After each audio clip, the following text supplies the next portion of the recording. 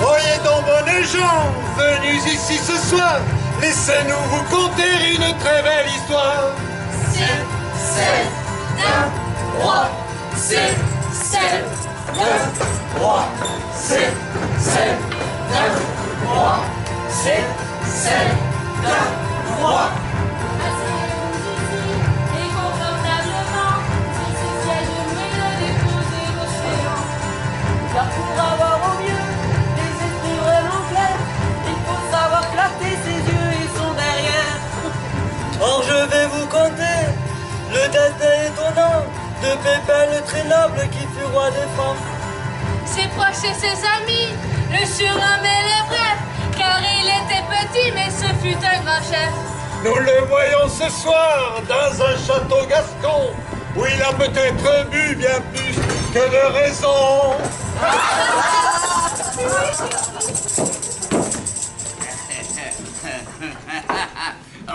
On les a découpés, on les a étripés, on leur a foutu une sacrée pilée.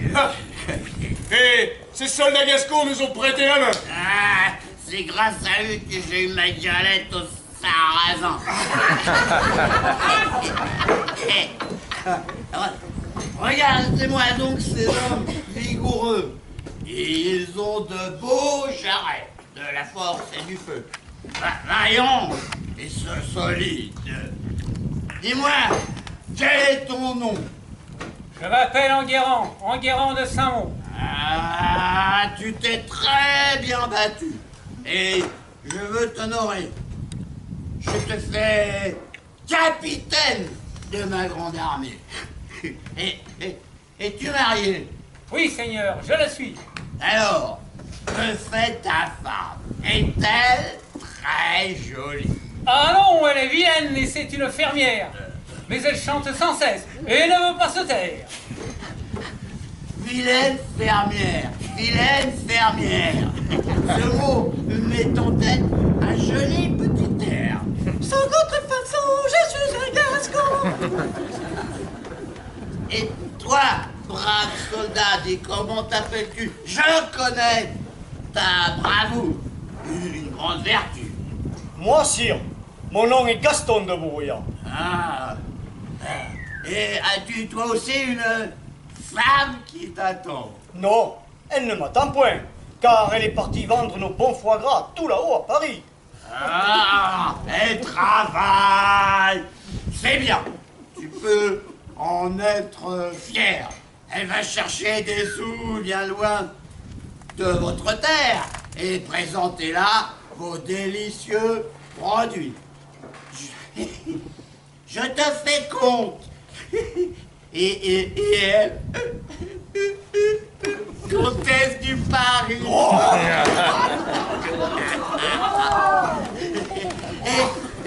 Et toi, quel est ton nom?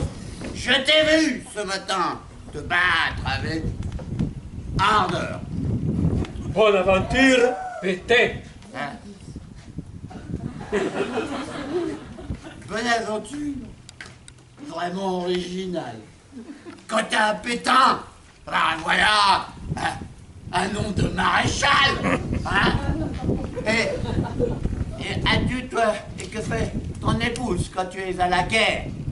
Elle brode, elle pique, elle coud, car elle est couturière. Ah. C'est un noble métier et qui me plaît beaucoup. On dira d'elle... On dira d'elle, la maréchale pète un coup.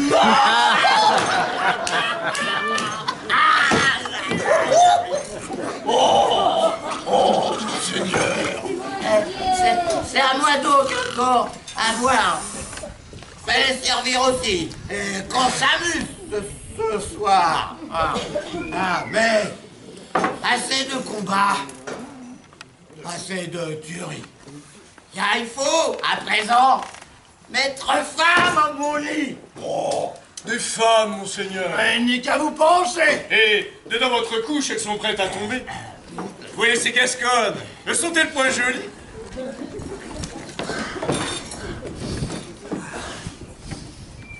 Monseigneur, goûtez donc un peu de ce confit. Je l'ai bien cuisiné à votre attention.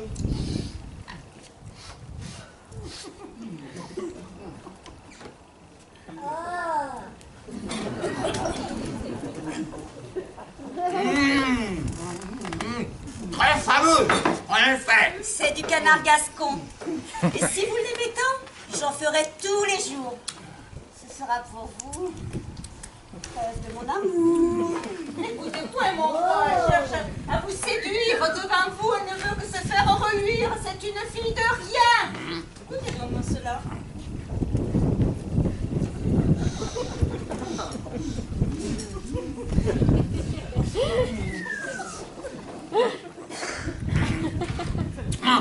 Très fameux, en effet. La soupe que voilà contient des haricots et un peu de verdure et du jambon. On la nomme garbure. Et si vous l'aimez tant, je le ferai tous les jours. Ça sera pour vous preuve de mon amour. Oh, n'écoutez-toi, mon roi, car cette ensorceleuse, cette femme de rien, n'est autre qu'une gueuse. Elle flatte le palais, elle flatte les papilles pour vous charmer, mais c'est une mauvaise fille. Et goûtez donc ce vin.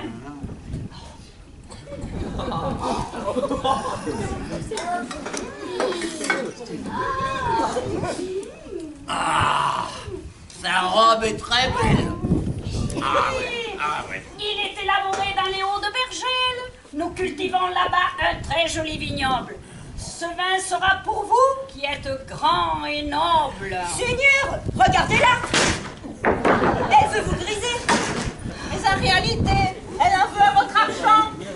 Elle en a après votre fortune. Vos sous, votre trésor. En un mot, votre thune. Ah, vous n'êtes que des garces qui sentent le crottin. Et toi, regarde-toi, espèce de catin. Débauché. Gourgandine. Que voilà, grande gueule, petite vertu. Elle va se battre pour entrer dans votre lit. Ah, que voulez-vous? Les trouvez-vous jolies? Ah non, pas de ces femmes faciles et jalouses. Car il faut désormais me trouver une épouse. Vous mariez? Et ainsi renoncer au combat? Oui. Poser mon épée. Me battre dans les draps et dans le lit royal. Féconder celle qui me donnera un fils. Les années passent vite. Et il est temps, je crois, de concevoir celui qui sera votre roi. Un grand roi, j'en suis sûr. Et ce sera Sacré Charlemagne, sacré Charlemagne. N'attendez plus, amis. Mettez-vous en campagne. Une femme de noble rang, qui soit gentille et belle. On m'a parlé tantôt de douce demoiselle. Qui ça? Elle est la fille du roi de Hongrie. Elle a de très grands pieds, mais elle est très jolie. Et comment la nomme-t-on? Est-elle fine et joyeuse? Est-elle légère aussi? Sa peau est-elle soyeuse? Oui, elle est tout cela. Et elle se nomme Bert. Une excellente bonne affaire. Bon, pour une lourde de perte. Ah, Maury, mon ami, je veux que sur le champ, tu ailles de visu rencontrer cet enfant. Et si elle est vraiment belle, comme tu dis, je proposerais que vous soyez son mari. c'est ça. Je suis heureux pour vous et me réjouis. Là, va donc changer tous les draps de mon lit. Ils sentent le vieux bouc et ne sont point lavés. Demain, ils sentiront l'odeur de ses grands pieds. Silence, pas un mot. Je veux qu'on la respecte. Tu rentres là encore, je t'embroche direct. Pardon, mon prince. Il a déjà trop bu et ne fréquente que de petites vertus. Femme de taverne et des filles à soldats. Celle que je marie, il la respectera. Fais-ton ça, mon ami. Ce soir, le vin est bon. Il arrive, m'a-t-on dit, des cotons de Saint-Mont. Sa couleur est jolie et sa robe est très belle. Tout comme elle est Berthe, la jolie demoiselle. Oui, il est gouléant. Il coule dans la gorge, parfumé et divin comme du sucre d'orge. Reprends tout ce nectar avant de t'en aller. La route n'est point sûre et il y a des dangers.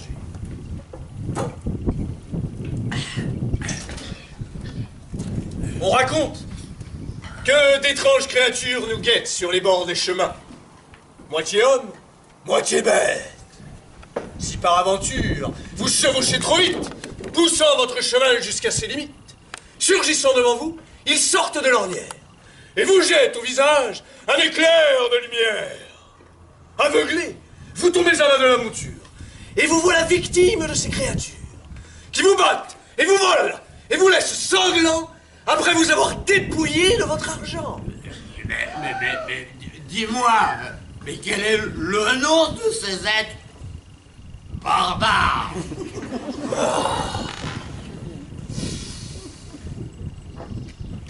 La légende nous dit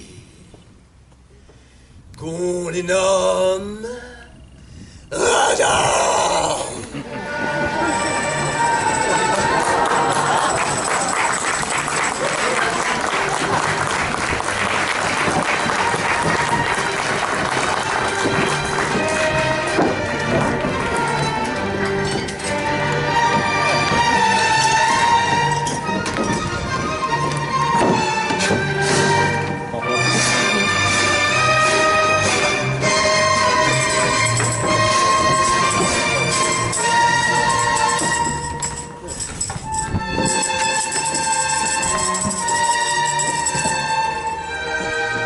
Ainsi donc, Amaury, le chevalier du roi, s'en alla sur les routes et sans craindre l'effroi. Bien couvert et chaussé de solides tatanes, il arriva bientôt en pays de Hollande. Ainsi se prénommait le seigneur d'Hongrie. Il était très puissant et très riche aussi. Descendant d'une noble famille magyare, sa fortune venait en partie du Qatar. Il était très habile dans les jeux de ballon et courait dans les champs vêtu d'un casson. Sa femme Blanchefleur l'aimait d'amour sincère. Sa fille Berthe aussi était fière de son père. Mais chut! Voilà Amaury qui va être reçu. Approche, chevalier. Tu dois être fourbute. 8 jours sur Calasson, j'ai bien mal au... Qu'une hésitation. Viens près de ma passion.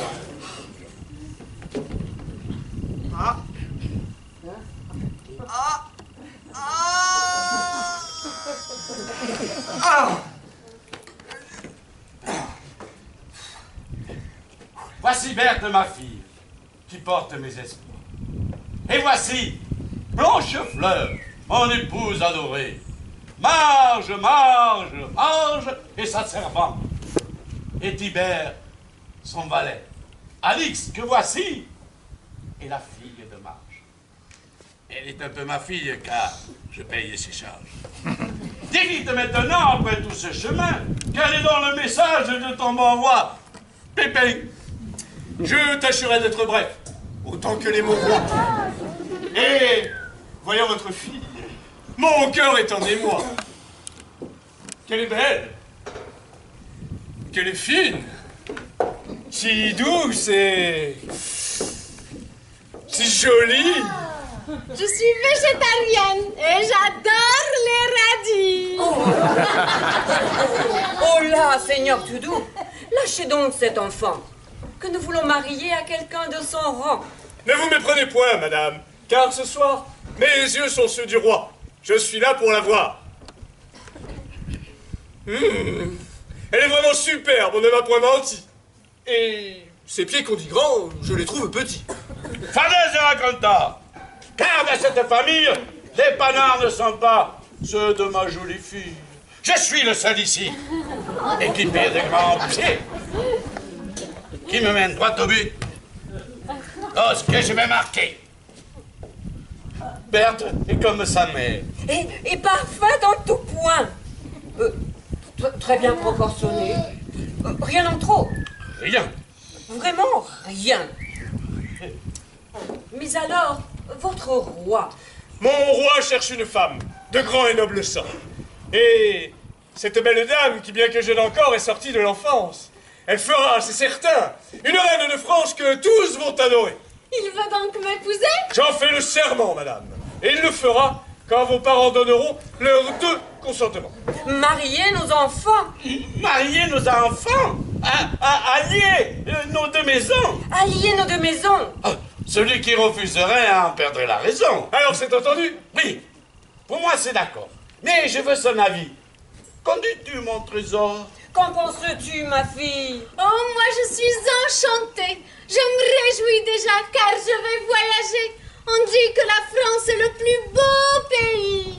Oh, les étrangers, ils sont parfois mal accueillis.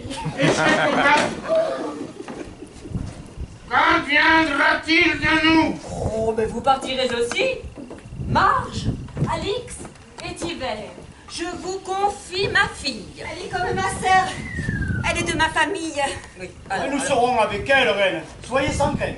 Alors, vivons ensemble à cette journée sainte.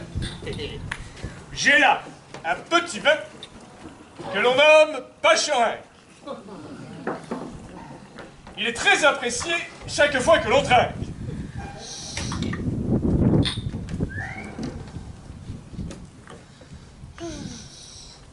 Nous partirons demain, si vous êtes d'accord. Oh, tout va si vite, hélas. Peut-elle rester encore?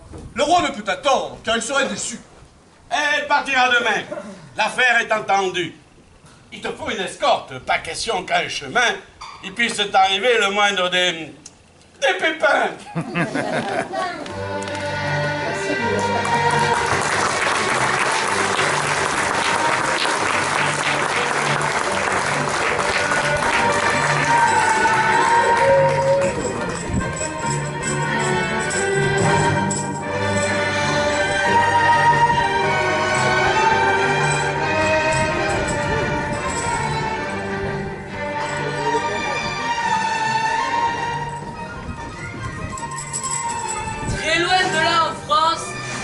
Chambardement, au château de Pépé, on s'agite gaiement.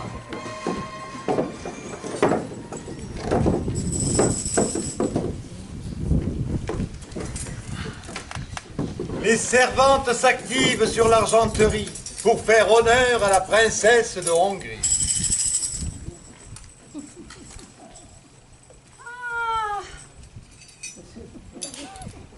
Me voilà bien coiffée et jolie à ravir. Mettez-vous à genoux, vous devez m'obéir. C'est sacrilège, veux-tu le retirer? Oh, pauvre fille, victime de l'autocensure. Moi, je me verrais bien reine de ce pays. J'ai de l'allure, pas vrai? Et un beau sourire aussi. Il lui manque 3 dents. Et tes ongles sont noirs. J'ai astiqué les cuivres, j'ai gratté les bougeoirs, j'ai lavé les draps, lavé les casseroles, nettoyé et blanchi toutes les auréoles. Moi, j'aime être au château, mais toi, tu voudrais plus. Oh oui, plaire au roi, devenir sa Vénus. Et le soir, dans la soie, me glisser dans son lit. Ouh! Ma chère, tu oublies que tu as un mari. Redescends vite, car la place est déjà prise. Ce soir, c'est ton homme qui te fera la bise. On peut rêver, parfois changer de condition, et oublier qu'ailleurs vous attend un cochon qu'il va falloir nourrir, engraisser, cajoler, et qui en remerciement saura vous engrosser. Allons, dépêchons-nous, les chambres sont à faire, ils seront bientôt là, il faut les satisfaire, tout ranger, tout briquer, poser les plantes vertes pour faire honneur à la jeune princesse Berthe.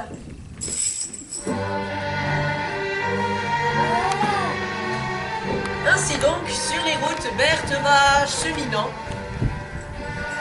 Mais sa servante marche avance en ruminant. Son esprit surchauffé, empli de jalousie, se cache sous le masque de l'hypocrisie. Tibère est son amant. Prêt à lui obéir, il cède sans broncher à ses moindres désirs. Alix est la fille bâtarde du roi Zlatan qu'il a conçue par mégarde, à soir de beuverie.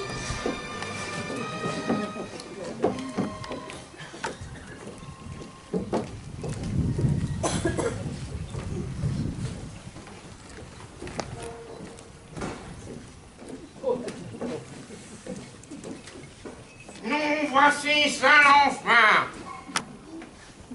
Approchez-vous de moi. Écoutez-moi bien. Mère, pourquoi se cacher? À quoi pensez-vous? Je pense à toi, ma fille, et ton futur époux. Tu veux marier Alix? Je ne songe qu'à ça. Avec un chevalier qui est auprès du roi? Un noble comte? Un duc? Ou encore un baron? Non, je vise bien plus haut. Vite, une explication. Alix est de sang noble. Elle est fille de roi. Elle mérite mieux qu'un mari de second choix. Ni chevalier, ni duc, ni baron. Pour elle, je veux Pépin, pas un autre larron. Mère, c'est de la folie.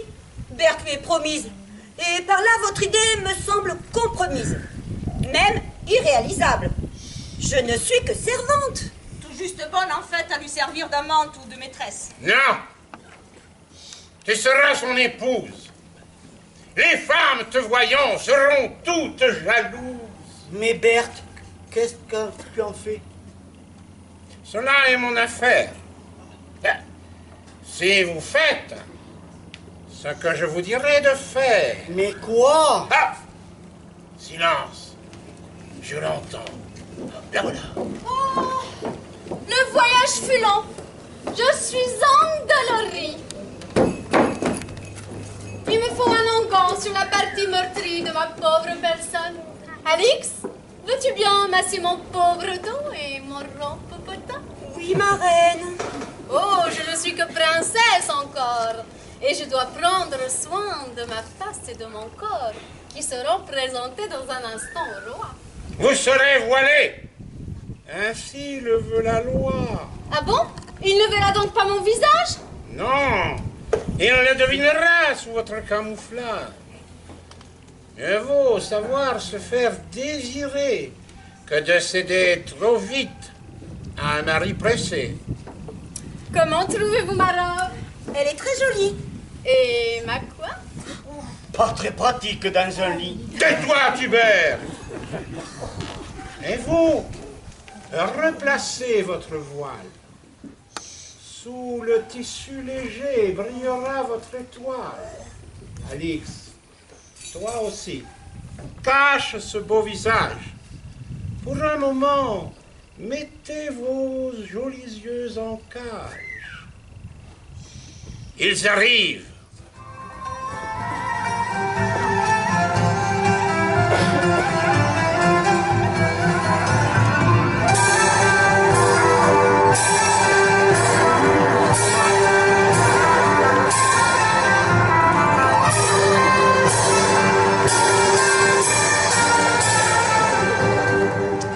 Mesdames, voici le roi Pépin, qui aime son pays, son peuple et le bon vin.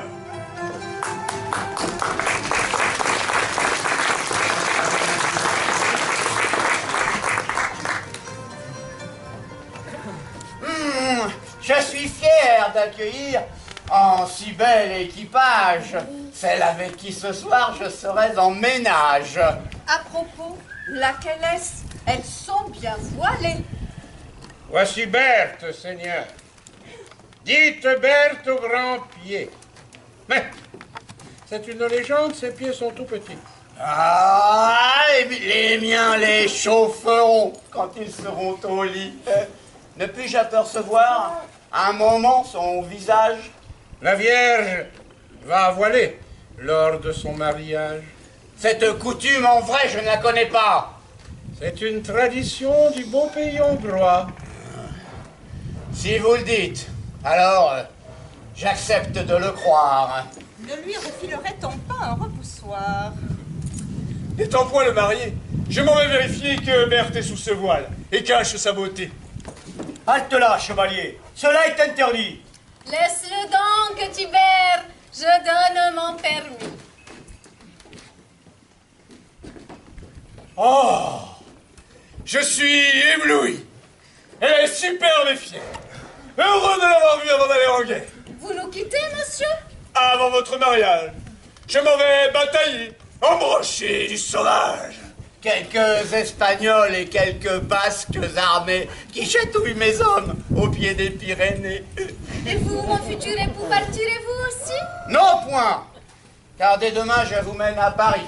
J'ai bon plaisir à vous épouser en Gascogne, mais Paris me veut, j'y ai grande besogne, car gouverner ce peuple n'est pas très commode. Il faut de la patience et beaucoup de méthode. Le Gaulois n'est pas franc. Le franc n'est pas gaulois. Mais ils ont en commun d'avoir tête de bois. Je n'ai point trop le temps pour aller à la chasse. Je dois tout diriger et mes ministres valsent.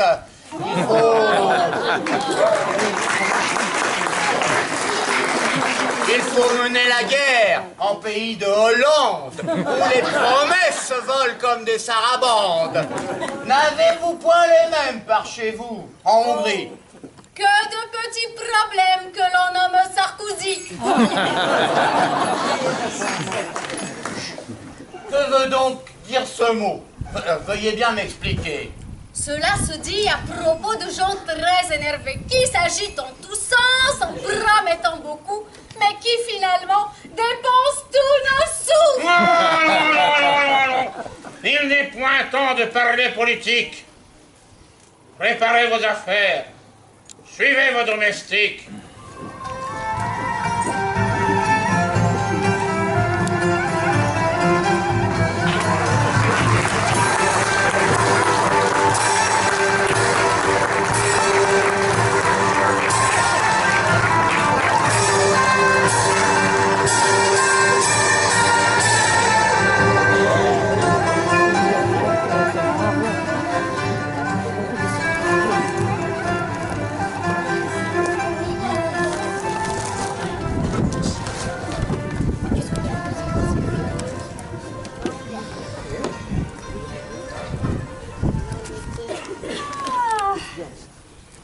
Elles sont bien jolies.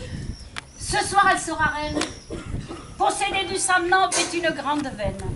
Nous n'avons point la chance qu'il aurait accordé d'être riche et célèbre et comme elle bien née. Suivant que vous serez puissantes ou misérables, vous serez adulées ou alors détestables. Ah, Maury, quel bel homme!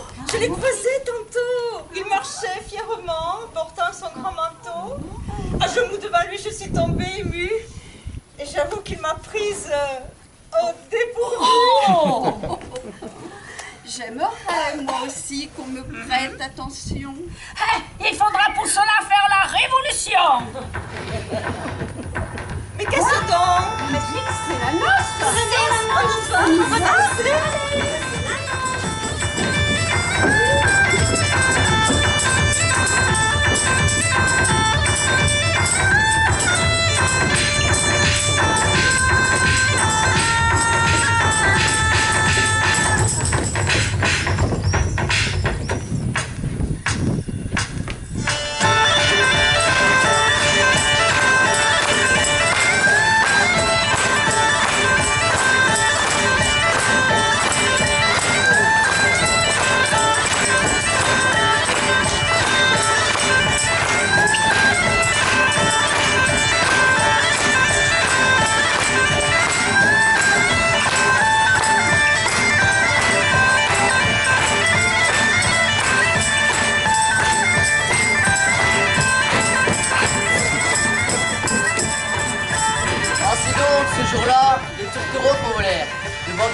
royal.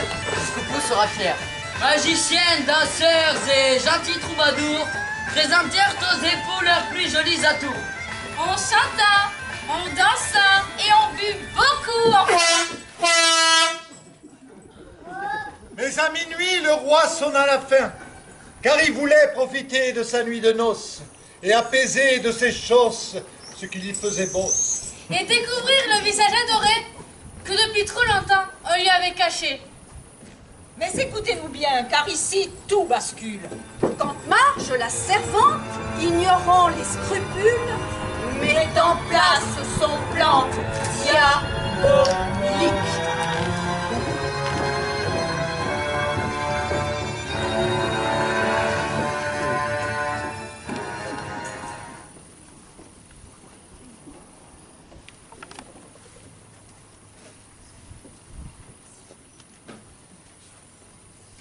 Oh, ma reine, je suis en grande peine, je suis désespéré. Mais parle, qu'as-tu donc? Ah, c'est terrible, c'est affreux.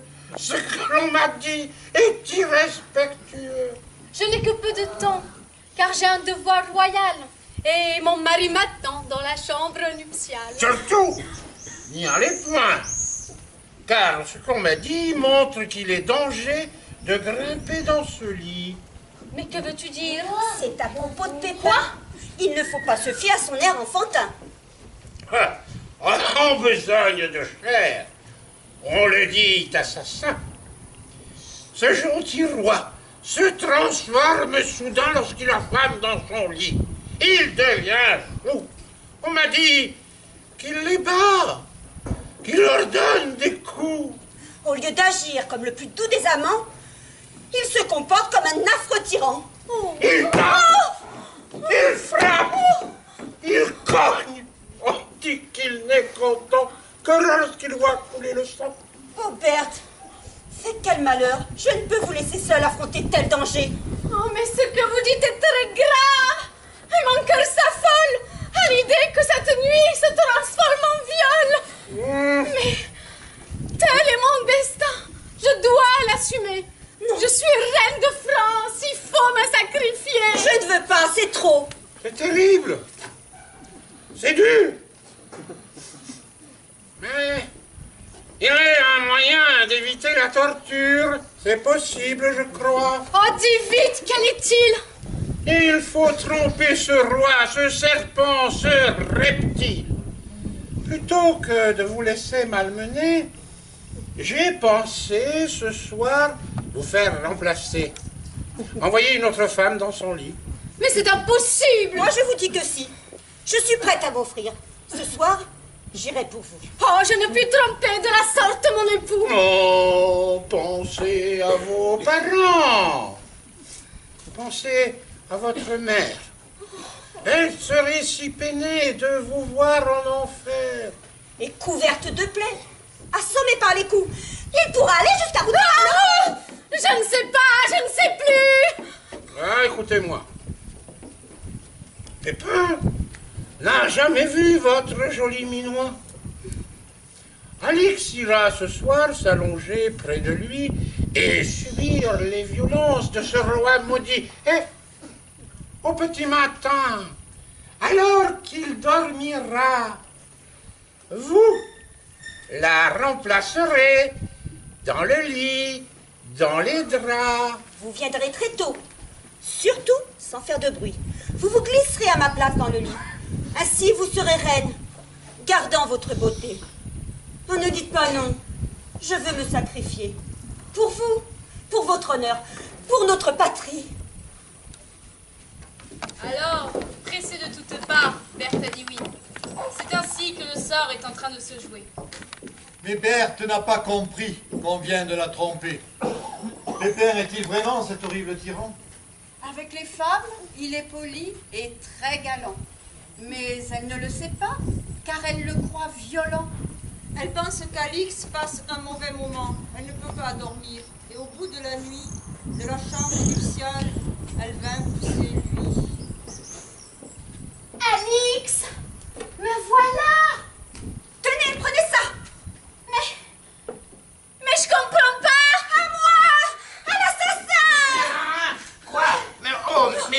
mais qu'est-ce? On a voulu me tuer! Oh Seigneur! Protégez-moi, je suis ensanglantée! Oh, regardez! Elle est là! Le couteau à la main! À moi la garde! Et arrêtez cette cadence! Mais qu'as-tu fait, ma fille? Et c'est votre fille ici? Oh, pardonnez-lui, Seigneur.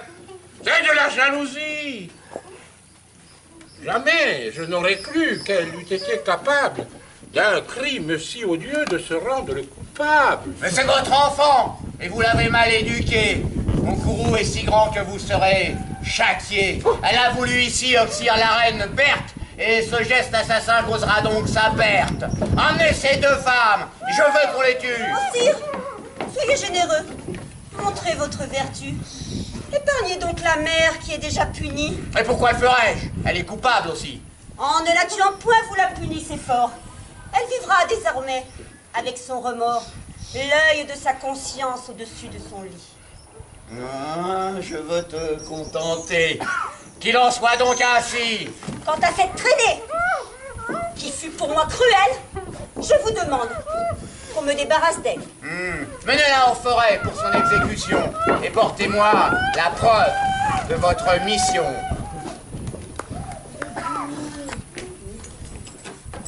Alix la rusée a su sauver sa mère et faire envoyer Berthe dans une clairière. Où des soldats devront lui enlever la vie, lui arracher le cœur et la mener ici au pied du roi franc qui ne se doute de rien. La pauvre Berthe est donc dans un sacré pétrin.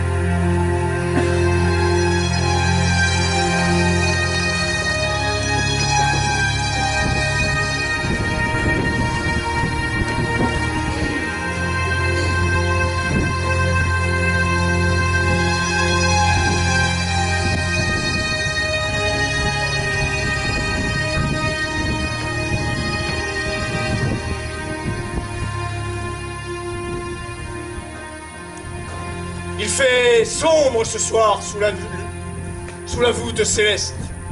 Et Berthe est entraînée vers son destin funeste. 3 hommes l'accompagnent dans la sinistre nuit. L'un d'entre eux veut ce soir attenter à sa vie. L'endroit est idéal pour tuer la donzelle. Je vais la découper comme une mortadelle et lui arracher le cœur de mes propres mains pour l'emmener saignant au pied du roi Pépin. Halte là, mon ami. J'ai beaucoup combattu. Je défends des valeurs, je défends des vertus. Je ne veux pas ici devant Dieu faire offense à cette femme qui se trouve sans défense. Oui, nous ne tuons pas de gentes damoiselles. Nous sommes des soldats et pas des criminels. Mais vous avez entendu ce qu'a dit votre roi. Alors laissez-moi passer que je le fasse moi. Oh, je crois que tu n'as pas compris. Tu me menaces? Sache donc qu'en Hongrie, personne ne me moque. C'est ce qu'on croit. Mais viens goûter de mon épée. Elle n'aime pas les femmes, mais veut bien embrocher les affreux qui se livrent à toutes les bassesses. Et mon pied est prêt aussi à leur poter les fesses. Va-t'en maintenant. Il faut que tu te sauves si tu veux échapper au couteau de ce faux. Oh merci, chevalier Franc, vous êtes grand et fort. Le front n'est plus coté. Oh, lui fait du temps. Ah, très vite. Cessez! L'oiseau s'est envolé. Il m'a insulté et je dois me venger. Allons donc, nos pays sont amis désormais. Rangez vos armes et rentrons tous les trois en paix. Le jour va se lever. La belle s'en est allée. Oh, nous voilà bien lotis. Comment se justifier auprès du roi Pépin, lui qui voulait une preuve? Je connais une ferme là-bas, non loin du fleuve. Nous y achèterons un joli porcelet pour prendre son cœur, ou celui d'un agnelet. Notre beau roi Pépin n'y verra que du feu. Et nous ripaillerons ce soir comme des dieux. Et la fille?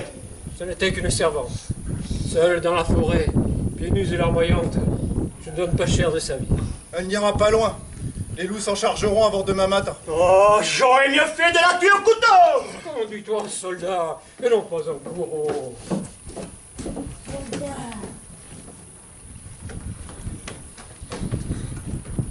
Et donc, ainsi fut fait. Berthe désemparée marcha de longues heures, et enfin exténuée, se coucha sous un chêne, et finit par dormir.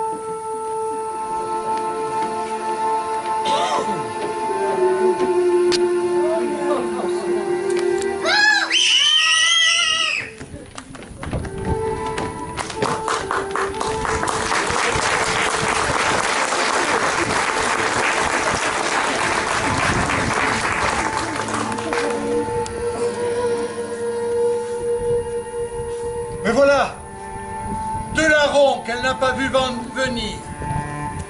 Deux bandits éméchés qui avancent sans crainte.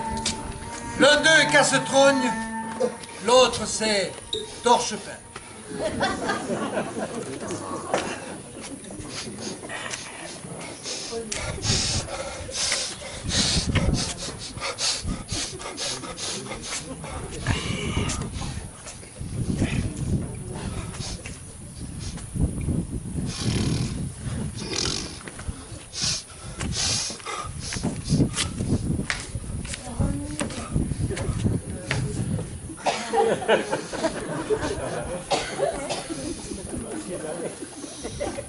Oh, mais que voilà! Un très joli minois. C'est mon jour de chasse. Celle-ci, elle est à moi. Tu parles d'une poupée! Oh, une sacrée femelle. Je vais la faire sauter dessus ma balancelle. Ah, putain que je vois! Elle est appétissante! La regarder me met le petit en porte! Eh, moi aussi, arrosant ce joli cadeau. Elle dort paisiblement du sommeil de l'agneau. Rêve indou, quel morceau de joie! Elle est à moi! Je l'ai vue ici! Le premier, bien avant toi! Oh mon Dieu, mais qui êtes-vous? La voilà éveillée! Férisette poupée! Je vais te présenter ton nouveau mari! Et là, c'est moi! Cet oiseau-là, c'est pour me dire! Viens donc ici! Viens faire un petit bisou à ton gentil mari! Mais c'est épouvantable! Et vous sentez mauvais! Oh, c'est normal, chérie, et je me lave jamais! Son femme préféré, c'est l'odeur de son pète! C'est un grand amateur de haricots tarbés! Donnez-moi! Les autres crevés! Lâche, bandit! Je serai le premier à passer dans son lit! Non, pas besoin de lit! Ça sera maintenant! Ici, sur le bas-chaîne, je la veux, je la prends! Lâchez-moi, je vous en supplie! Ah, voilà le torchepin, tu vas passer à là! Athanas, il faut pas traîner dans les bois. La forêt est à nous. Prenez-tu les bourgeois? Lâche-la! Mais qu'est-ce Vous que tu fais par derrière? Vous me cassez trop! Je t'attrape, je t'étripe et je te cogne! Ah! Je le savais bien. Plus question d'être amis lorsqu'il y a femelle à mettre dans le seul nid. Puisqu'il a été ici, je vais te découper. La mignonne est à moi! Viens te faire larder! Sous les yeux effrayés de Berthe qui s'affole, les deux bandits se mettent à la torgnole. Le combat est brutal et dure assez longtemps. Mais soudain, les voilà qui frappent en même temps. Torche peinte, un piqué casse-trogne dans le cœur. Ami du casse-trogne, les ventres avec ardeur. Aïe, aïe! Les deux bandits s'éventrent, mortellement touchés. Aïe!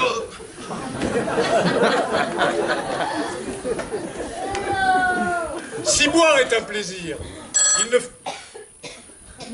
Décidément, si boire est un plaisir, il ne faut picoler un couteau à la main, car on peut se blesser.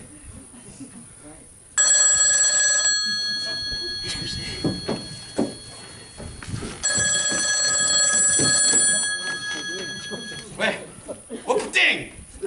Oh putain! C'est l'auteur!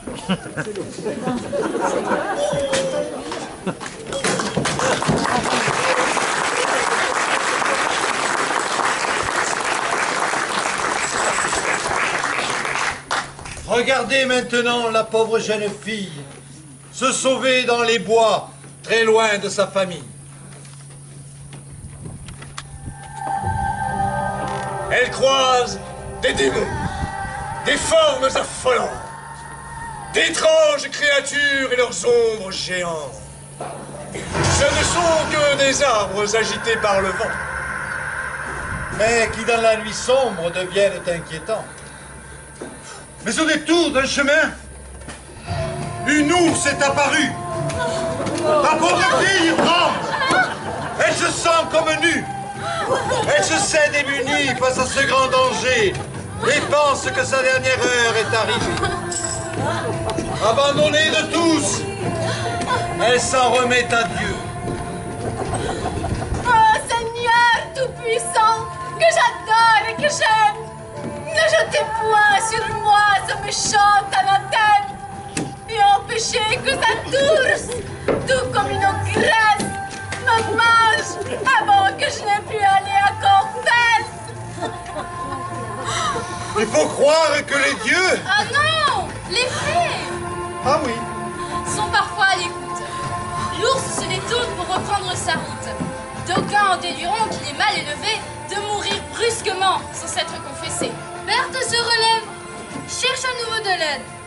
Mais voilà un ermite, à la démarche raide. Ce vieillard est usé. Oh, je vous en prie, monsieur, pouvez-vous m'héberger pour cette nuit au moins, car ma vie est en danger. Impossible, car j'ai fait vœu de solitude. Oh, mais ne pouvez-vous donc pas montrer un peu de bravitude? Car vous avez devant vous une femme royale. Vous m'avez plutôt l'air d'une fille fatale. Cependant, avec vous, je veux me montrer bon. Près d'ici vit un homme du nom de Simon. C'est le tailleur. Il a une grande famille, 7 enfants, et aussi une épouse gentille. Un très brave garçon. Il saura vous aider. Un grand merci, monsieur, mais comment le trouver? Il est tard, et la nuit qui tombe me fait peur. Suivez ce long chemin pendant au moins 1 heure. Lorsqu'il s'élargira, vous serez arrivé. La voilà repartie, fragile et épuisée. Mais malgré la pénombre, elle aperçoit au loin une troupe de gens marchant sur le chemin. Un homme s'approche d'elle. Oh là, mais qui es-tu? Ne serais-tu pas fille de petite vertu? Oh, ayez pitié, monsieur, de mes pauvres haillons. Je recherche un brave homme du nom de Simon. Tu l'as devant toi. Ah, me voilà donc sauvé. Un ermite m'a dit de venir vous trouver. Vous êtes bon, monsieur. Un tailleur brave et fier. Et de surcroît, vos mœurs sont hospitalières. Or, j'ai besoin d'asile, car je suis seule au monde et j'ai bien failli mourir sur cette route immonde. Mais où sont vos parents? Oh, je n'en ai plus, mon Dieu. Ma mère est morte en couche et mon père est bien vieux. Par ce petit mensonge, elle croit se protéger. Elle craint que l'homme veuille la dénoncer. Depuis qu'il lui a pris l'idée de se marier avec cette malade qui m'a détestée du jour où elle m'a vue. Elle volait mon pain. J'ai bien cru ainsi mourir de faim. Alors je me suis enfuie. Ah, que Dieu te bénisse, car tu as devant toi la fin de ton supplice. Si ma femme et mes enfants ont assez de cœur, tu pourras désormais vivre en notre demeure. Qu'en pensez-vous? Oui. La pauvre petite est très pâle. Il faut la réchauffer pour qu'elle ne prenne mal. Les oreilles sont coupées, avec que voilà, les gâteaux ramassés. Voyez comme elle est douce et son visage est beau. Elle est tranchée de froid, amenons-la au chaud. Oh, merci du fond du cœur. Tu seras notre amie. Oui, notre amie. Et tu pourras, si tu veux, t'endormir dans mon lit. Dis-moi, qu'est-ce que tu fais? Sais-tu faire à manger? Sais-tu cueillir des fraises? Sais-tu cueillir des fruits? Sais-tu faire des framboises? Sais-tu cueillir des mûres? Sais-tu bien jardiner ou encore broder? Sais-tu jouer au soleil? Sais-tu jouer à la mariée? Sais-tu jouer à Minecraft? Sais-tu jouer à Chabit? Oui,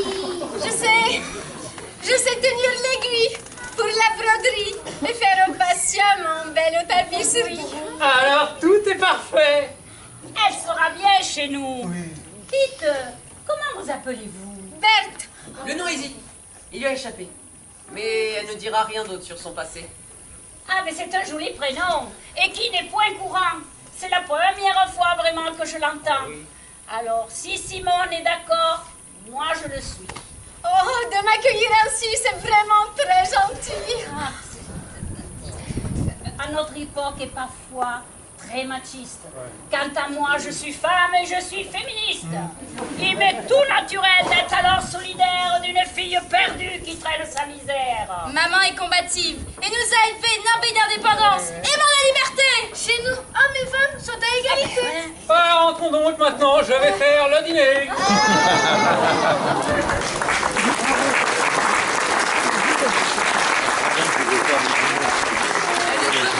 Sa nouvelle famille, et on la considère comme les autres filles. Elle pique, elle coupe, elle ne pense plus à rien, elle veut oublier tout. Papa pique maman, papa pique maman, papa pique maman.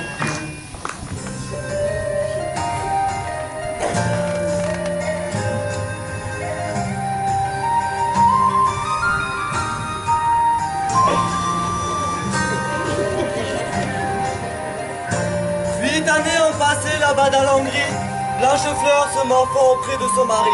8 longues années sans nouvelles de mère. Son cœur est en émoi, la torture et l'alerte. Je sais que de nos jours, les courriers sont très lents. Mais elle n'a pas écrit depuis bientôt 8 ans. On a plus vite fait de créer des composts que de recevoir un colis chronopost. Zlatan. Mais Zlatan! Je suis inquiète. On le saurait à moins. Tout ça n'est pas normal. Je partirai demain. Elle me manque trop. Je veux revoir ma fille.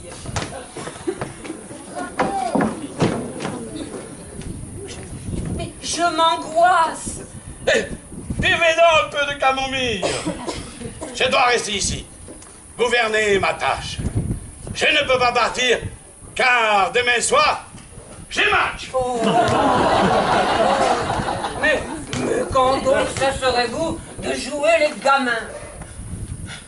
J'aime les jeux de pied mieux que les jeux de main. J'aime les ballons ronds et l'odeur des vestiaires. Jouer sur un terrain vaut bien mieux qu'une guerre. Avant de me quitter, ma chère, embrassez-moi. D'un vrai baiser sincère, pas comme Benzema, qui voulant se payer des gâteaux et des crêpes, n'hésita pas à vendre, un jour à vendre une Cester. Ah, bravo, bravo, bravo.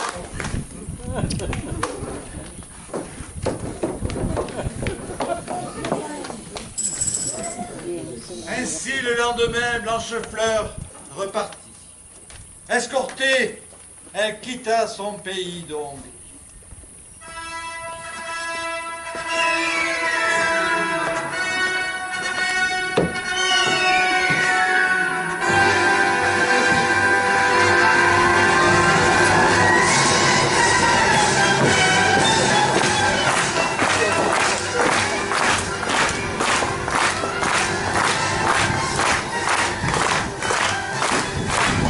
Affrontant les chaos, affrontant la distance, elle arrive bientôt au royaume de France. Elle est accompagnée par de nobles chevaliers qui ont comme mission de bien la protéger. Mais elle est étonnée, car elle croise en chemin des paysans qui chantent d'étranges refrains. La reine verte avait promis, La reine verte avait promis de mettre Pépin dans son lit. de mettre Pépin dans son lit. Mais quand il fut touché, elle a ensorcelé. La reine verte est folle, nous chantons, nous chantons. La reine verte est folle, chantons la folle en prison. Elle a volé tout son trésor. Elle a volé tout son trésor. Quand il y en a plus, il y en a encore. Quand il y en a plus, il y en a encore. Elle a tout chapardé, elle a tout dépensé. La reine verte est folle, nous chantons, nous chantons. La reine verte est folle, chantons la folle en prison. Maintenant qu'elle lui a tout pris, Maintenant qu'elle lui a tout pris, elle veut nous saigner aussi. elle veut nous saigner aussi. Si elle prend nos récoltes, c'est sûr, c'est la révolte. La reine verte est folle, nous chantons, nous chantons. La reine verte est folle, chantons la folle en prison. Que l'aille brûler en enfer. Que l'aille brûler en enfer. On expédie chez Lucifer. Qu'on expédie chez Lucifer. Il pourra l'inviter tous les soirs au bûcher. La reine verte est folle, nous chantons, nous chantons. La reine verte est folle, chantons la folle en prison. Le roi Pépin est envoûté. Le roi Pépin est envoûté. La sorcière l'a bien possédé. La sorcière l'a bien possédé. Nous lui résisterons. Un soir nous la pendrons. La reine verte est folle, nous chantons, nous chantons. La reine verte est folle, chantons la folle en prison. Mon Dieu, c'est de ma fille dont on parle ainsi. N'écoutez point, madame. Ce ne sont là que Philénie. Mais ils vont jusqu'à souhaiter la mort de Berthe. Qu'aurait-elle donc fait qui justifie sa perte? Arrêtons-nous. Je veux parler avec ces gens et comprendre pourquoi ils sont aussi méchants. Voilà, c'est vos seigneurs au plus d'or sur le cul que de toute ma vie, je n'en ai jamais vu. Regardez ces bourgeois qui viennent nous larguer. Ils roulent en carrosse et nous laissent crever. Fais place et salut donc la reine d'Angleterre. Venez voir les copains. C'est la mère de la truie, la garce qui nous ruine et qui nous tend le dos. C'est ta blanche si tu ajoutes encore la mort. Et pourquoi me tairais-je? Cette méchante reine m'a mis sur la paille et m'a saigné aux veines. Je n'avais pour tout bien que port de canasson. Bête l'a fait saisir jusqu'à la moisson. Elle amasse de fortune et nous presse d'impôts. Elle veut tout pour elle, même le bourricot. Elle nous a tout pris et chaque nuit elle dort sur un gros oreiller plein de nos pièces d'or. Lorsqu'elle est arrivée, on criait « Vive Berthe !» Elle nous a pillés et sera notre perte. Toute ma famille va très bientôt crever. Que le diable l'emporte, qu'il vienne l'étrangler. Ah! C'est trop! Et cette fois, tu vas mourir! Oh, du calme, chevalier, du calme. Non, il ne faut point l'oxyre. De grâce, madame, ne vous approchez pas de ce lustre qui pue le vin jusqu'à 3 pas. Mon ami, ma fille t'a causé un grand tort que je veux réparer avec ces pièces d'or. Prends donc ces deniers et tu achèteras du bon pain et un cheval et du bon pain qui te nourrira. Dieu vous bénisse, dame. C'est la Vierge Marie qui vous envoie ici. Nous sommes bien maris d'avoir osé dire de vilaines paroles. Nous étions désespérés. Nous avions bu de l'alcool. Comment vous remercier? Pardonne donc à ma fille, car je sais qu'en son cœur elle est vraiment gentille. Si elle s'est écartée par trop du droit chemin, je vais la conseiller, et cela dès demain. Vive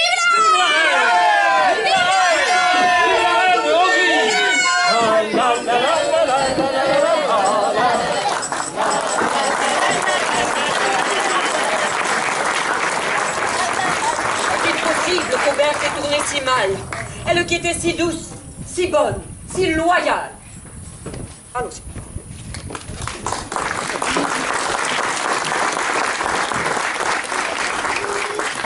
Laissons là Blanchefleur et ses bons sentiments. Au château de Pépin, on s'active ardent. C'est le grand chambardement. On se prépare, on nettoie l'argenterie pour recevoir au mieux la reine de Hongrie. Alix, en grand secret, discute avec sa mère, car cette visite ne fait pas ses affaires.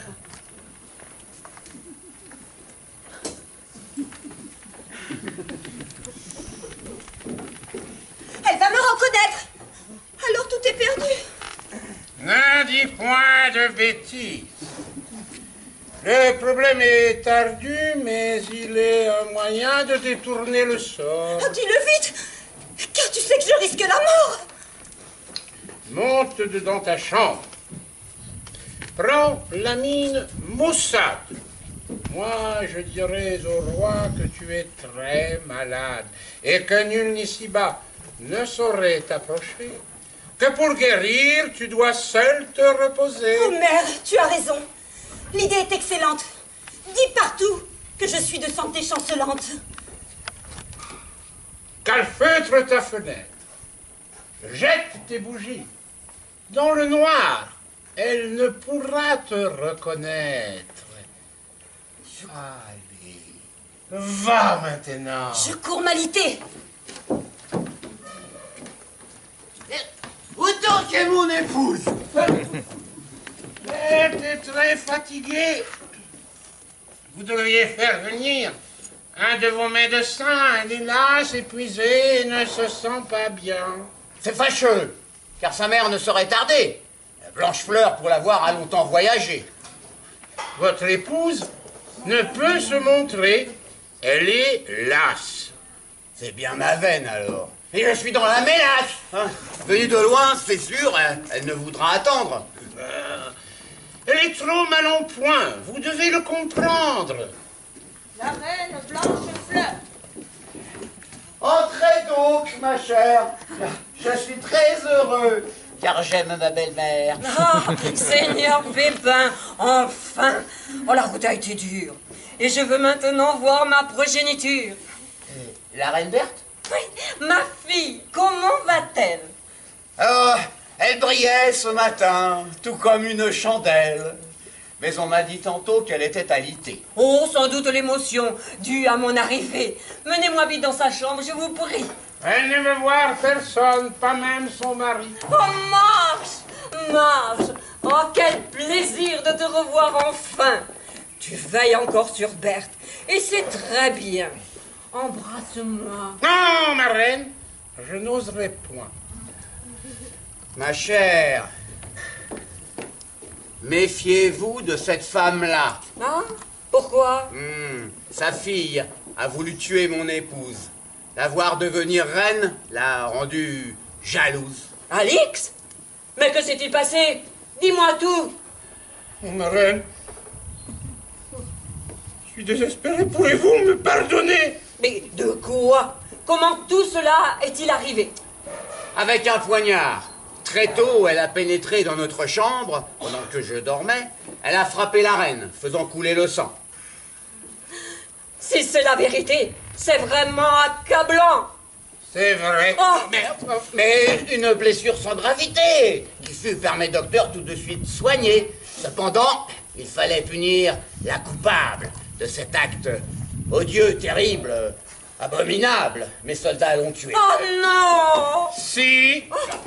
Et la loi punit ainsi ce genre de méfaits. Quant à la mère de cette criminelle, la reine l'a sauvée, car elle n'est point cruelle. Oh, c'est affreux! Ma pauvre Berthe aurait pu mourir. Je la veux dans mes bras afin de la chérir. Menez-moi vite dans sa chambre, je vous en supplie. Marge vous conduira. Elle vous obéit. Quelle histoire, oh mon Dieu! Mais c'est épouvantable d'apprendre ici qu'Alix s'est rendu coupable. Mais comment l'expliquer? Je ne peux en parler. En vrai, ce fut pour moi la pire des journées.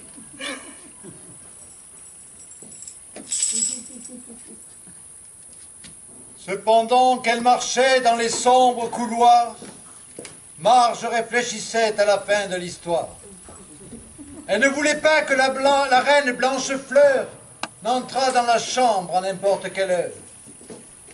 La vérité ne devait pas être connue et pensait qu'un malheur serait le bienvenu. Si elle poussait Blanchefleur dedans l'escalier, elle se briserait la tête sur le pavé. Impossible. Blanchefleur marchait derrière elle et pour ne pas tomber, Marge tenait la chandelle. Devant la chambre de Berthe, les voilà arrivés. Regardons maintenant ce qui va se passer. Berthe est fatiguée. Ne faites point de bruit. Attendez, je regarde.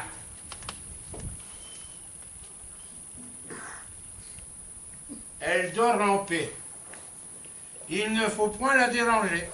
C'est ma fille, je te prie, laisse-moi donc passer. Ah, mais elle est faible, très faible, elle ne tient pas debout. Oh, Materne, va-t'en. Les médecins l'ont dit. Personne ne peut approcher de ce lit. Est-elle si mal? Est-elle contagieuse? S'agirait-il de maladie honteuse? Dis-moi tout maintenant. Libère ta parole.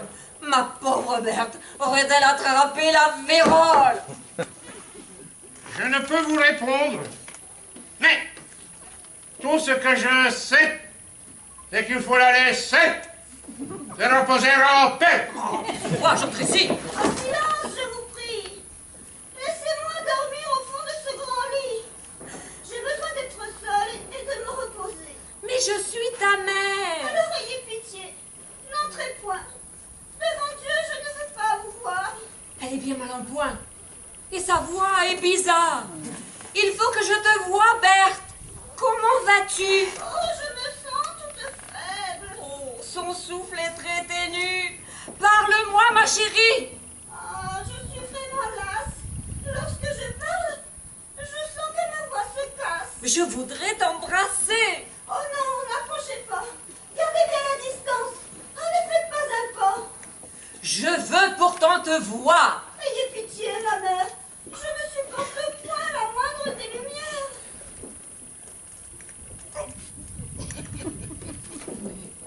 J'attendrai cette nuit, lorsque tout sera noir.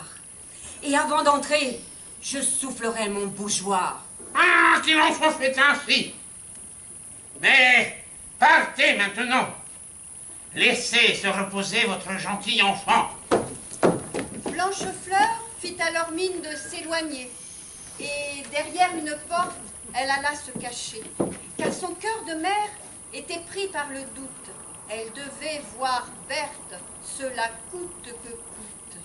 Elle attendit que Marge fût partie, et quand la voie fut libre, de la chambre de Berthe, elle vint pousser lui. Elle voulait savoir pourquoi sa fille aimée redoutait tant le noir. Berthe? Mais qui va là? C'est ta mère Blanchefleur. Je voudrais, ma chérie, t'avoir sur mon cœur. Oh, n'approchez pas, mon Dieu. Je ne suis pas coiffée. Soufflez cette chandelle, vous allez m'aveugler. Allons donc, mon bijou. Sois calme, ne crains rien. Cette flamme est douce et ne te brûlera point. Montre-moi ton visage. Oh, non, reculez. Mon petit ange pur, ne sois point effrayé. Maman est de retour et prendra soin de toi. Il faut que tu me dises tout ce qui ne va pas. As-tu mal à la tête? Attends-tu un bébé? Oh non, non. As-tu de ces douleurs qui viennent tous les mois te torturer le ventre et te mettre en émoi? Non, non. La cuisine française est souvent raffinée, mais parfois lourde aussi. As-tu mal digéré? Non, non. Peut-être un simple rhume que tu auras attrapé. Aurais-tu des boutons sur ton très joli nez? Non, non. Fais-moi voir. Ah! Ah, mais tu n'es donc pas Berthe. Si toi, tu es Alix, où donc est ma Berthe? Ah mon Dieu, je comprends tout maintenant. Éloigne-toi, catin. Tu as tué mon enfant. À moi, à l'assassin.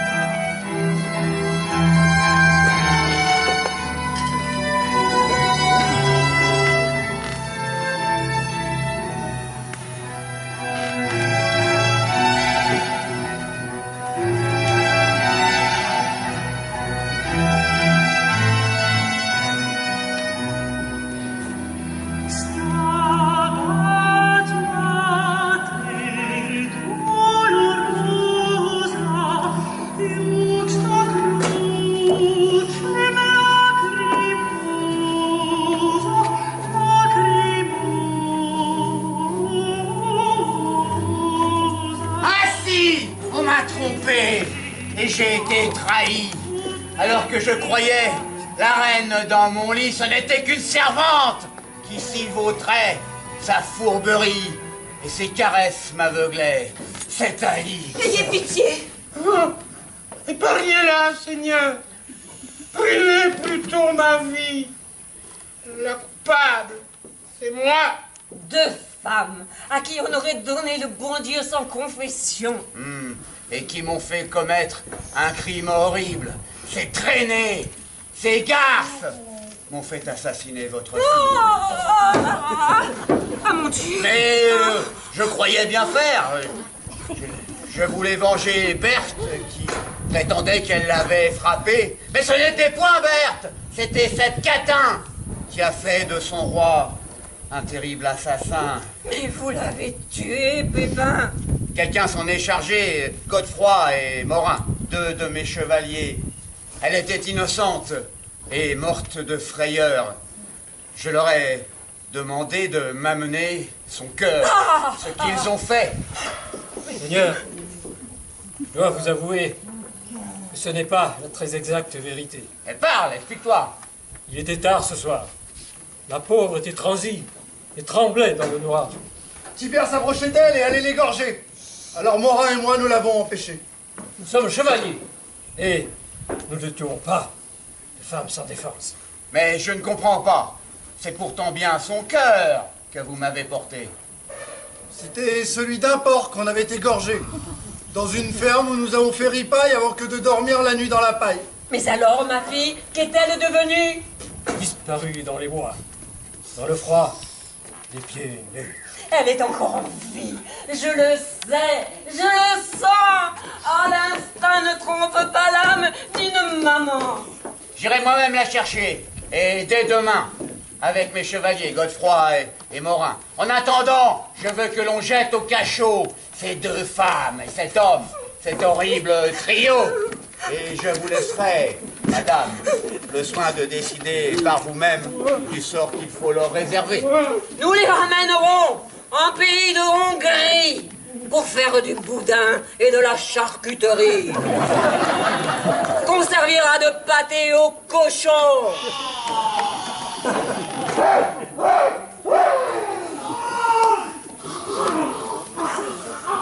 Ainsi, j'aurais transformé les mauvais gens en jambon.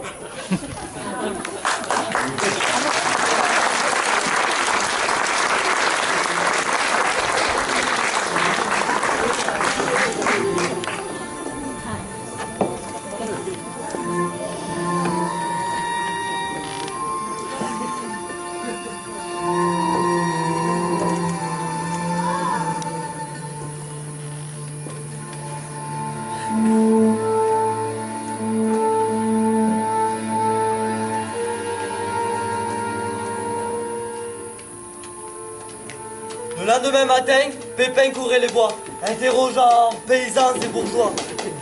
Écartant les fougères et soulevant les feuilles. L'espoir était ténu, son cœur portait le deuil. Après ces 8 années, bien qu'il en eût envie, il fut peu probable qu'elle soit encore en vie. Mais le destin malin arrange bien les choses.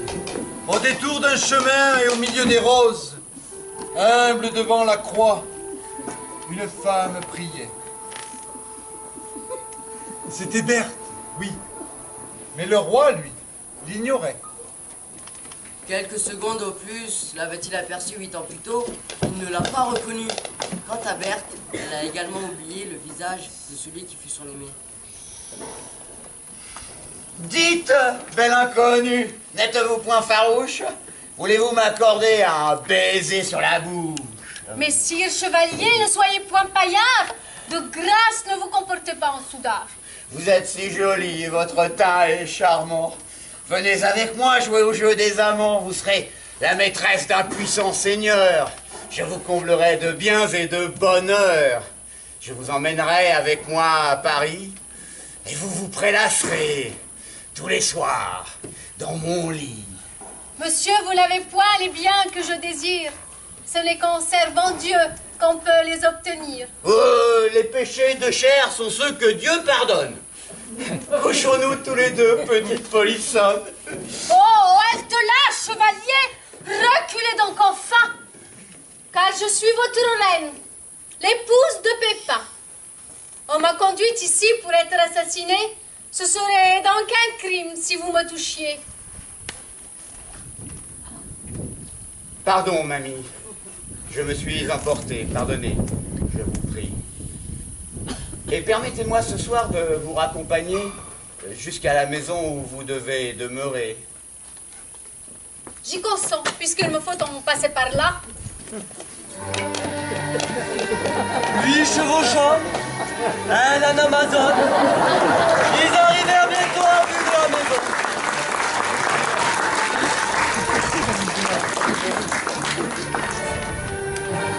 C'est ici que je vis. Voici Maître Simon.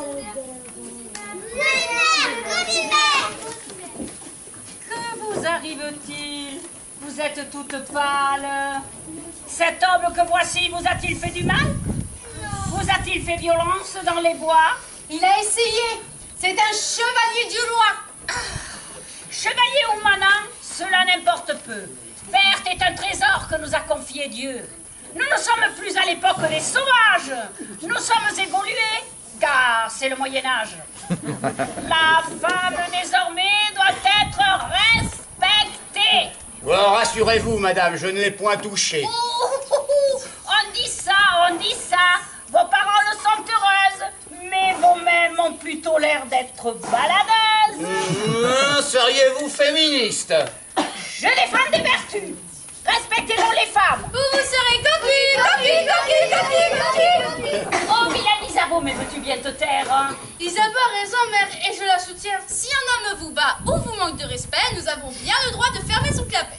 S'il est volage et court après tous les jupons, le faire cocu n'est qu'une juste punition.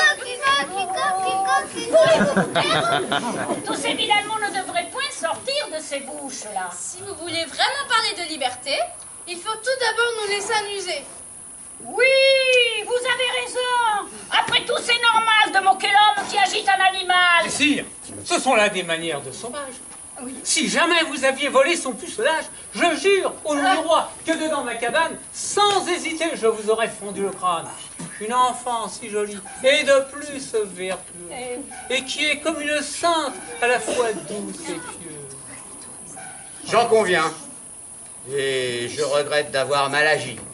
J'en demande pardon et j'en suis fort contrit. Mais je dois vous parler, cela seul, vous et moi. Une affaire qui concerne l'honneur du roi. Mais de quoi s'agit-il? Elle m'a dit tout à l'heure qu'elle était femme du roi Pépin.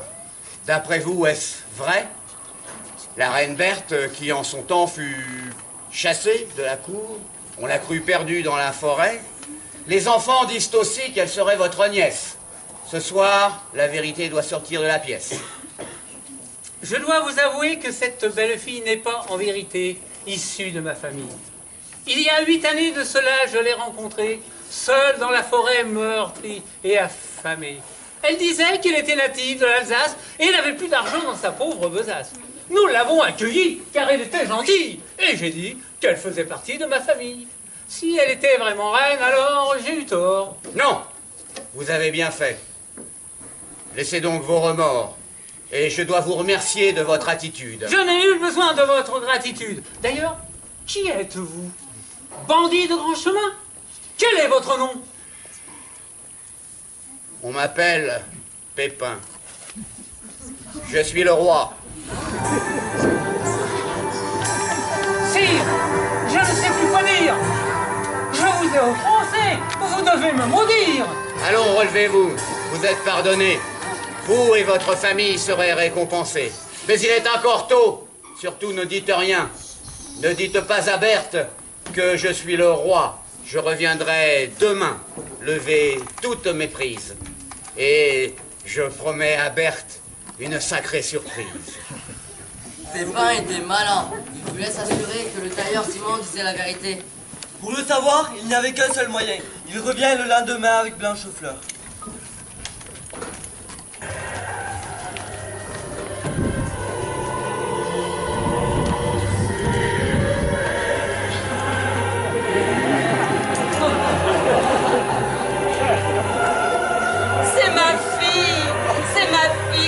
Rendu. Ce moment par le ciel, je l'ai tant attendu. Mère, j'ai eu si peur de mourir, d'être tuée. C'est fini, mon enfant. Et le roi t'a sauvé. Le roi? Mais comment cela peut-il bien être? Lui-même m'a envoyé ici te reconnaître. Mon époux sait-il donc que je suis ici? Il l'a su dès hier. Le voici, aujourd'hui. Comment? Vous voici là? Mais alors, c'était vous? C'était moi, votre humble serviteur. Pourrez-vous donc, un jour, pardonner ma folie? Marge, Alix et Tibère les fourbes m'ont trahi. Aujourd'hui, à vos pieds, je demande pardon. Rendez-moi votre amour. Rentrons à la maison.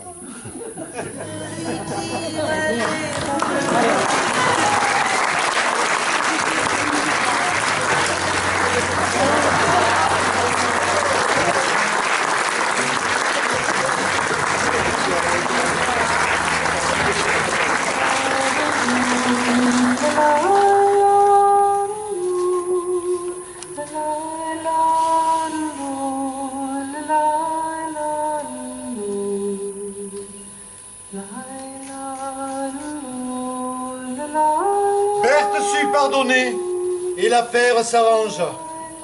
Quelques années plus tard, elle fit cadeau au roi d'un fils aussi célèbre en France qu'en Allemagne. Vous le connaissez tous, puisque c'est Charlemagne.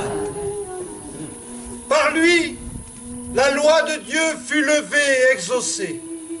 Par lui fut maintes terres des païens massacrées, maints hommes découpés, maintes targes percées, maintes aubères dérompues, maintes testes tranchées. L'Europe alors se trouva à un moment unie, avant de se détruire, à nouveau, dans des guerres ennemies. Aujourd'hui, elle hésite, se replie, s'interroge, laisse passer le temps, laisse tourner l'horloge. Elle cherche à trouver un nouvel équilibre pour que ses enfants vivent heureux et libres. Il faut s'ouvrir au monde et à la fraternité, combattre la violence et les extrémités. Alors, que retentisse l'hymne de nos cœurs à nos cœurs, celui par lequel l'Europe célèbre ses valeurs, pour transmettre au peuple des cités lointaines l'oubli des temps de la peur, des pleurs et de la haine.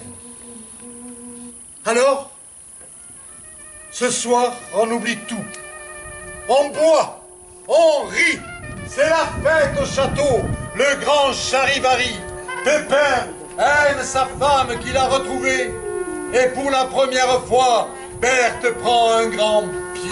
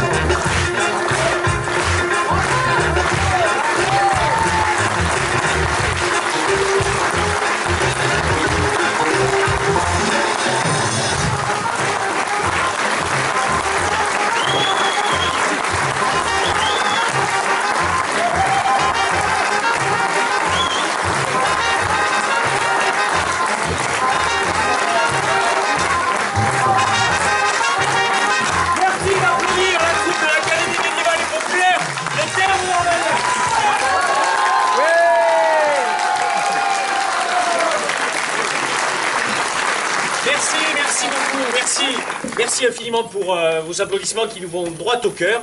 Ce spectacle ne pourrait pas se réaliser sans l'intervention de nos partenaires. Ils sont d'abord privés. Nous avons près de 120 partenaires privés qui sont avec nous tout au long de l'année. C'est près de 10% de notre budget. Et le premier d'entre eux, Plémon Producteur, j'aimerais que vous les applaudissiez très fort. Et Roger qui s'occupe du partenariat. Merci aux collectivités territoriales qui nous accompagnent, le Conseil régional d'Occitanie, le Conseil départemental du Gers, la communauté de communes Armagnac-Adour et cette magnifique commune de Thermes d'Armagnac qui nous permet d'être libres. Merci Madame la maire.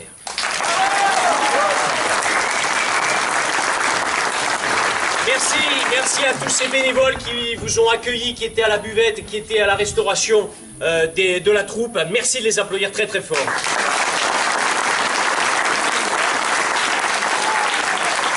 L'Académie médiévale et populaire, on vous l'a dit à l'entrée, c'est un mouvement d'éducation populaire. On essaye de transmettre à la fois des savoir-être et des savoir-faire. Et nous sommes extrêmement fiers, vous avez pu le constater, d'avoir des tout petits avec nous. Et également une troupe de jeunes essentiellement termois, les Passages.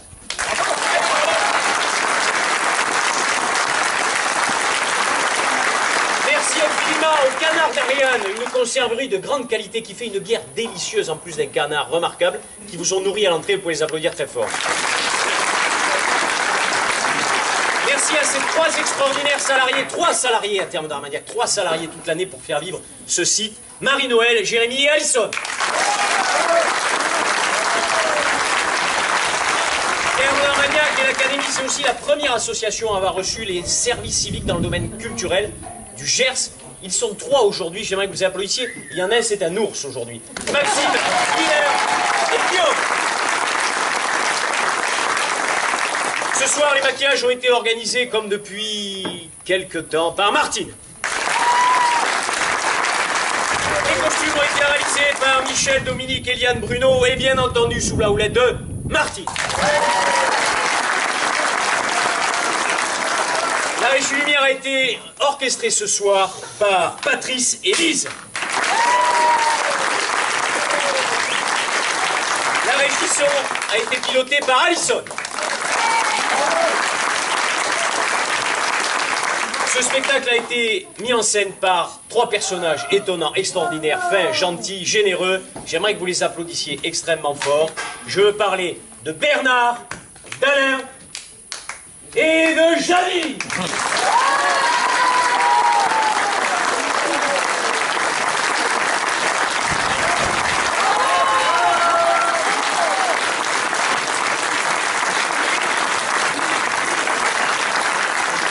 Ce spectacle a été écrit cette année par un des Gascons les plus célèbres, un canard étonnant. Je vous demande d'applaudir très fort Monsieur Jean-Louis Le Breton.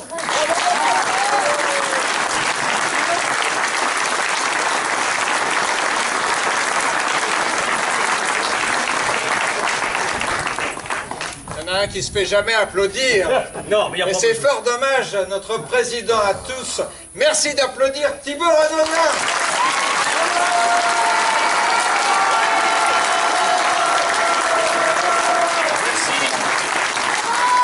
Merci beaucoup pour vos applaudissements. Le spectacle va continuer jusqu'à samedi soir. Si vous avez un petit peu ri, si vous avez pris du plaisir, si vous avez trouvé les acteurs bons et généreux, parlez-en. Parlez-en autour de nous, nous jouons jusqu'à samedi. Il reste encore 2 ou 3 places à vendre, pas plus, hein, mais 2 ou 3 places à vendre. Donc n'hésitez pas à faire passer le mot. Ils annoncent soi-disant un temps qui pourrait tourner. Dites-le à l'extérieur d'abord qu'ici il fait toujours beau, que si jamais il faisait pas beau, on joue à l'intérieur. Donc n'hésitez pas à leur dire. Ensuite, le 27 et 28 juillet, merci. Nous aurons la Gabarre du Pacherin, qui est grillée également par Jean-Louis. C'est notre spectacle d'hiver. Nous le jouerons ici le 27 et 28. Parlez-en autour de vous. C'est un spectacle où on rit également beaucoup. Et puis nous aurons les 6 et 7 août, nos médiévales. Donc n'hésitez pas à en parler. Nous avons servi ce spectacle ce soir. Nous l'avons voulu à la fois drôle et à la fois puissant et à la fois peut-être un peu important sur les questions d'Europe. J'espère que vous aurez été sensibles à ce message que nous avons essayé de faire passer. Un message de tolérance, d'amour et de joie. Mesdames et messieurs, ce soir, jouer devant vous était un véritable honneur. Merci beaucoup.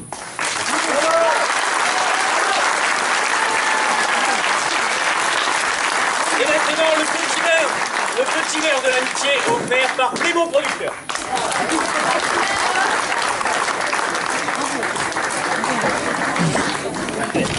Oh,